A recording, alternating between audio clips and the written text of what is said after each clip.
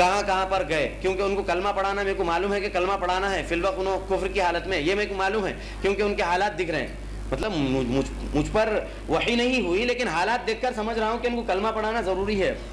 اور گئے ہیں ایسے باباؤں کے پاس، وہ سب چیزیں کر لیے ہیں تو کفر کیے ہیں، اس لیے کلمہ پڑھانا ضروری ہے. میں بولتا ہوں بات، وہ گونڈا میں مفتی صاحب رہتے کہتے ہیں، ان کے پاس بنڈی بھیجے، وہ بنڈی بولتے ہیں لوگ انر ویئر کو، بنین بھیجے، تو وہاں پر بنین سے انر ویئر سے انہوں پورا معلومات کر لیے اور آپ کے سامنے رکھ رہے کہ ایسا ہوا ویسا ہوا. یہ کیسے پاسبل ہے؟ انسان میں 3 چیز الگ ہے، یہ سمجھ لیجیے. میری اولاد کے خون سے میرا خون میچ ہوگا، میرے ابو کے خون سے میرا خون میچ ہوگا، لیکن میری اولاد کا پسینہ میرے پسینے سے میچ نہیں ہوگا، میرا پسینہ میرے ابو کے بھی پسینے سے میچ نہیں ہوگا.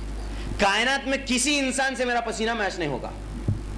پسینے کے ذریعے سے جو ہے یہ معلومات ہوتا ہے. سبحان اللہ. اور جنات کی سونگنے کی صلاحیت بہت زیادہ تیز ہے، بہت زیادہ تیز ہے. کتا کیوں رکھتے پولیس والے؟ اللہ کے نبی صلی اللہ علیہ وسلم کی حدیث ہے، کالا کتا کیا ہے؟ ابو داؤد میں شیطان ہے. خیر، یہ لوگ کتا رکھتے ہیں تو ان کی سونگنے کی صلاحیت زیادہ ہے، تو جنات کی بھی سونگنے کی صلاحیت زیادہ ہے. اب وہ مفتی صاحب، وہ مفتی بولنے کو بھی سبحان اللہ مجھے عجیب لگتا ہے، کیونکہ میں سلف الصالحین کی بہت عزت کرتا ہوں، ادب کرتا ہوں. ابن القیم الجوزی رحمہ اللہ نے لکھا ہے، جو مقلد ہے اسے عالم اور مفتی نہ کہو، وہ جاہل ہے. کیونکہ وہ شرک کر رہا ہے تو اسے عالم اور مفتی کہاں کہیں. خیر، بہرحال وہ مفتی صاحب جو کوئی بھی ہے ان کے پاس پہنچے اور جو ہے انہوں نے وہ بنڈی کے ذریعے سے، وہ بنین کے ذریعے سے سب کچھ جو ہے معلومات کر لیے. اس کے بعد بولے کہ یہ بچی کی شادی اب ہوئی تھی، تب ہوئی تھی، ایسا ہوا، شادی کے بعد اس کو ایسا ایسا ہوا. وہ واقعہ پورا رکھے. یہ کیسا؟ وہ بنین میں جو پسینہ ہے وہ جن نے سونگھا اور وہ جن اڑتے ہوئے پہنچ گیا کہاں پر؟ وہ گھر میں اس لڑکی کے پاس، اور وہاں پر اس کے قرین سے پوری بات کر لیا کیا کیا مسئلہ ہے. اب جادو کا کون کرے کیا کرے یہ کس کو معلوم ہے؟ خالی اس کی کیفیت تو رکھ دو تاکہ ان کے مقام و مرتبہ تو لوگوں کے سامنے بڑا ہو جائے.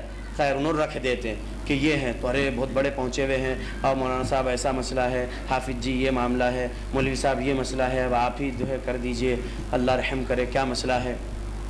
یہ سب چیزیں ہیں. تو یہ پسینے کے ذریعے سے معلوم کرتے. جن اڑ سکتا، یہ بات بہت ساروں کے سر سے اڑ گئی، لیکن جی ہاں دلیل سورہ نمل کا انشاءاللہ ترجمہ پڑھیے، 25ویں آیت کے بعد سے پڑھیے. آیت ایگزیکٹ یاد نہیں آ رہی ہے. قال عفریت من الجن، سمجھ رہے؟ یہاں سے پڑھیے. عفریت نے کہا آپ مجھے حکم دیجئے، آپ اپنے مقام سے اٹھنے سے، اس مجلس کو ختم کرنے سے پہلے میں جا کے جو ہے بالقسط تخت لا کے رکھ دوں گا. کہاں ہے فلسطین اور کہاں ہے ملک سبا؟ کتنا لمبا فاصلہ، 2500 کلومیٹرز کا تو ہوگا. کیسے وہ مجلس ختم منٹوں میں کیسے لا کے رکھے گا؟ تو اس سے مطلب معلوم ہوتا ہے کہ جنات کے پاس اڑنے کی صلاحیت اللہ رب العالمین نے دی ہے. یہ بہت ان کی تیز رفتار ہے. تو وہ اس طریقے سے آ کر سکتے ہوں گے اور کرتے بولتے ہیں اور پھر لوگوں کو جو ہے گمراہ کرتے ہیں. ان کا مقام بھی بڑھا دینا ہے ان کے سامنے.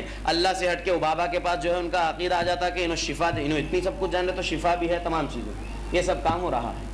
اب وہ بابا صاحب کیا دیتے جو ہے ہو جاتا علاج، بے فکر رہو، تھوڑا خرچہ آتا لیکن ہو جاتا علاج. یہ خرچے والے الحمدللہ الحمدللہ الحمدللہ. پورے ہندوستان میں اگر یہ میری بات پہنچ رہی ہے تو اللہ آپ پہنچا دیجئے، آمین. جو کوئی بھی کنٹروورسیز کر رہے ہیں اللہ ان تک بھی یہ بات پہنچا دیجئے، آمین. پورے ہندوستان میں سے کسی ایک کو لا کے سامنے کھڑا کے بولنے لگائیے کہ شیخ فصیح نے کبھی ان سے فیس مانگا یا کبھی ان سے چارجز مانگا. کسی ایک کو. اللہ کے فرشتے لکھ رہے ہیں اگر جھوٹ بول رہا ہوں تو جہنم ہے. پھر اللہ کی قسم جھوٹ نہیں کہہ رہا ہوں. 1 روپیہ فیس نہیں، 1 روپیہ چارجز نہیں، الحمدللہ. اب پہلے بولتے فیس نہیں ہے، چارجز نہیں ہے، اس کے بعد نہیں وہ بندش کے لیے خرچہ لگتا اور ایسا، یہ بھی نہیں ہے الحمدللہ. فری میں بندش، صحیح مسلم حدیث نمبر 780، ایک دم فری میں بندش. آتا ہوں اس کے پاس بھی انشاءاللہ. بہت فری بندش. میرے نبی صلی اللہ علیہ وسلم سے بڑی بندش کوئی نہیں دے سکتا. بندش کا لفظ اس لیے استعمال کرو یعنی گھر کی حفاظت، گھر کی بندش. ٹھیک ہے، بندش ورڈ عام چل چکا ہے اس لیے بندش کا لفظ استعمال کرو. خیر الحمدللہ. تو وہ لوگ پیسہ لیتے ہیں اور اس طریقے سے بہت سارے چیزیں منگاتے ہیں.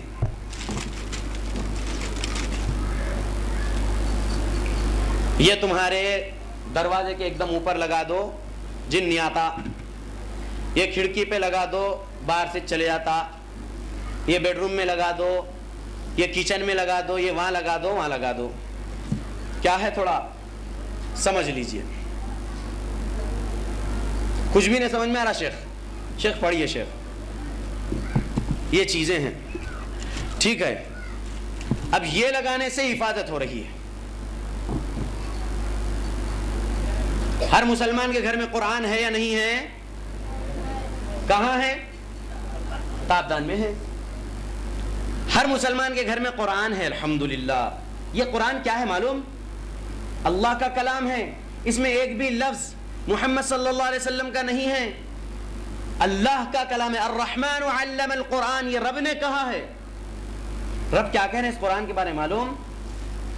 لو انزلنا، اگر نازل کرتے، هذا القرآن، اس قرآن کو، علی جبل، پہاڑ پر، لرأیتہ خاشعا متصدعا من خشیت اللہ، اللہ کی خشیت سے پہاڑ بھی ریزہ ریزہ ہو جاتا.